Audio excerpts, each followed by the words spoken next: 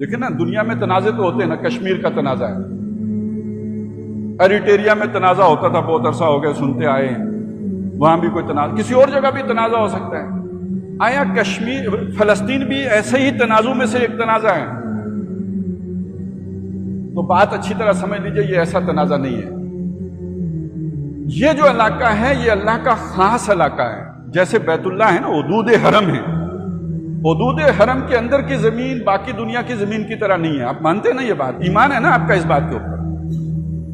یہ اللہ کا مرکز ہے دنیا میں توحید کا، اور دوسرا بڑا مرکز کہاں پہ ہے توحید کا؟ یہ ابراہیم علیہ السلام نے یہ دو مراکز بنائے تھے نا، ایک حجاز میں اور دوسرا فلسطین میں۔ تو یہ در حقیقت ان کا تعلق، ان کی نسبت کسی قوم کے ساتھ نہیں ہے، ان کی نسبت اللہ تعالیٰ کے ساتھ ہے۔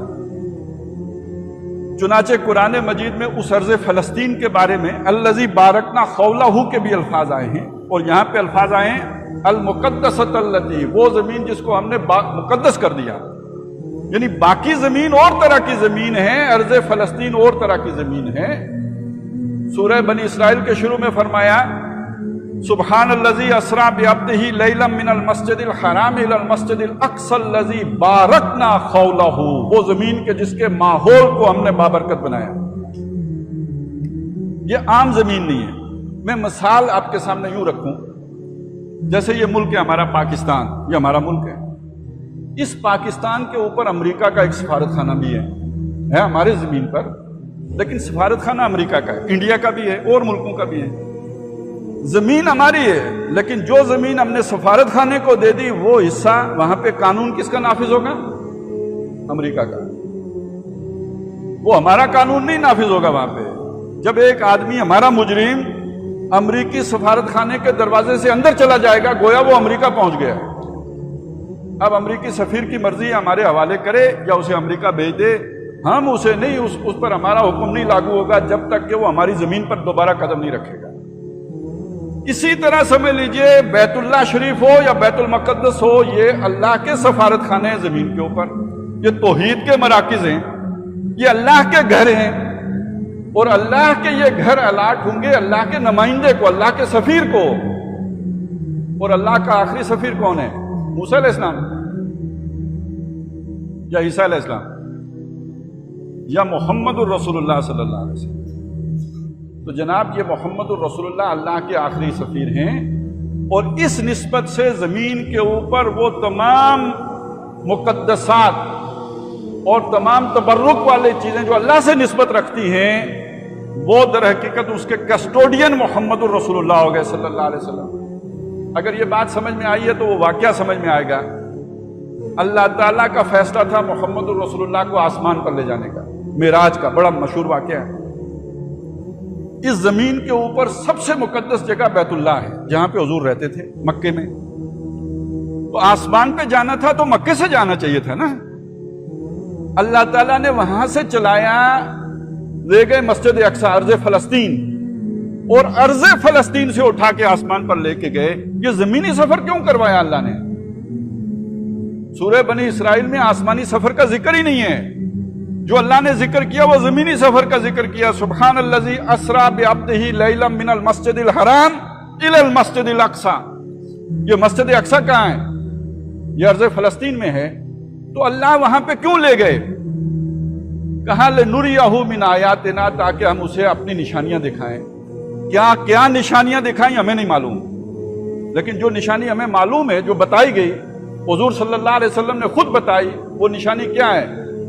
کہ اس مسجد اقصی میں محمد الرسول اللہ کو مصلی پہ کھڑا کیا گیا ہے، اور باقی تمام نبی، وہ نبی کون تھے جو اس سے پہلے اس مصلی پر کھڑے ہوتے رہے، وہ سارے وہ اس مصلی کو چھوڑ کر محمد الرسول اللہ کی اقتداء میں کھڑے ہو گئے۔ اس کا کیا مطلب ہے؟ انہوں نے حضور کی امامت کو قبول کر لیا، یعنی اب اس مسجد کے متولی بھی محمد الرسول اللہ قرار پا گئے۔ اب اس اعتبار سے دیکھیں کہ حضور کے جانے کے بعد اس کی تولیت کس کے پاس جائے گی؟ حضور کی امت کے پاس جائے گی۔ قرآن کا وارث کون بنایا اللہ نے؟ کس کو بنایا؟ اللہ کا کلام ہے نا، محمد الرسول اللہ پہ اترا ہے نا۔ محمد الرسول کے بعد اس کتاب کا وارث اللہ نے کس کو بنایا ہے؟ مسلمانوں کو بنایا۔ ثم اورثنا الکتاب الذی نصطفینا من عبادنا، پھر ہم نے اپنی کتاب کا وارث بنا دیا اپنے بندوں میں سے ان کو جن کو ہم نے چن لیا، جن کو ہم نے مصطفیٰ کر لیا، امت مصطفیٰ ہو گئے جو، ان کو اپنی کتاب کا وارث کر دیا۔ تو محمد الرسول اللہ کی ہر وہ شے جس کا تعلق ہدایت کے ساتھ ہے، جس کا تعلق اللہ کی نسبت سے ان کے ساتھ جڑا ہے، اس کا وارث حضور کی امت ہو گئی۔ اس روشنی میں آپ دیکھیں تو بیت المقدس کا مسئلہ عربوں کا مسئلہ نہیں ہے، بیت المقدس کا مسئلہ فلسطینیوں کا مسئلہ نہیں ہے، بیت المقدس کا مسئلہ امت مصطفیٰ کا مسئلہ ہے۔ یہ میں نے اتنی تفصیل آپ کے سامنے کیوں رکھی؟ آج اسے عربوں کا مسئلہ بنا کے پیش کیا جا رہا ہے، آج اسے فلسطینیوں کا مسئلہ بنا کے پیش کیا جا رہا ہے۔ یہ مغالطہ ہے بھائیو، یہ دجل ہے، یہ فریب ہے جو ہمارے حکمران ہمیں دے رہے ہیں۔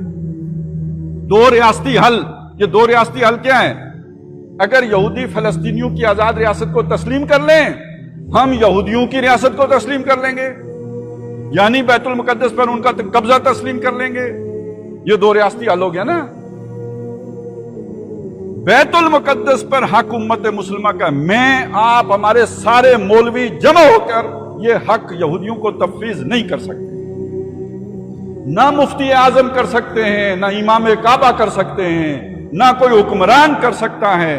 یہ اس امت کی وراثت ہے، اس لیے کہ یہ اللہ کے دین سے اس کا تعلق ہے، اس کی نسبت اللہ کے ساتھ ہے، اس کو ہم نہیں کر سکتے۔ اس کا مطلب کیا ہے؟ اگر ہمارے عرب حکمران یہودیوں کے ساتھ مل جائیں، ان کے ساتھ اتحاد کر لیں، تب بھی کسی بااصول مسلمان کے لیے یہ ہرگز جائز نہیں ہے کہ وہ یہودیوں کا یہ حق تسلیم کر لے۔ ہم چھڑا نہیں سکتے، قبضے ان کے میں ہیں۔ یہ دو باتیں علیحدہ ہیں۔ کسی نے آپ کے پلاٹ کے اوپر قبضہ کر لیا ہے، بڑا بدماش، آپ نہیں چھڑا سکتے اس سے۔ تسلیم کر لینا اس کا قبضہ ایک دوسری بات ہے، چھڑا لینا ایک علیحدہ بات ہے۔ کم از کم دل سے تسلیم تو نہ کریں نا۔ اتنی بے غیرتی پہ تو بندہ نہ اتر آئے کہ ٹھیک ہے جی آپ نے قبضہ کر لیا تو آپ ہی کا ہوا۔ ایک جسے کہتے ہیں کم از کم اندر کوئی تھوڑا بہت احتجاج ہو، کوئی غیرت ایمانی ہو، جسے کہا گیا نا کہ آپ نے کوئی برائی دیکھی تو کم ترین درجہ یہ ہے کہ دل میں اسے برا جانے، یہ کم ترین درجہ ہے۔ تو اگر یہودیوں نے قبضہ کر لیا تو اسے تسلیم کرنے کا مطلب یہ ہے کہ میں دل سے راضی ہو گیا ہوں، آپ کا قبضہ مجھے تسلیم ہے۔ یہ تو پھر ایمان آخری درجے سے بھی ختم ہو گیا۔ وَلَيْسَ وَرَاءَ ذَلِكَ مِنَ الْإِيمَانِ حَبَّةُ خَرْدَلٍ، پھر تو اب رائی کے دانے کے برابر بھی باقی نہیں رہا۔ تو یہ بات سمجھ لیجئے، یہ اپنی لوگوں کو بھی سمجھانے کی ضرورت ہے۔ سعودی عرب تسلیم کرتا ہے تو کرے، شام کرتا ہے تو کرے، عرب امارات کرتے ہیں تو کریں۔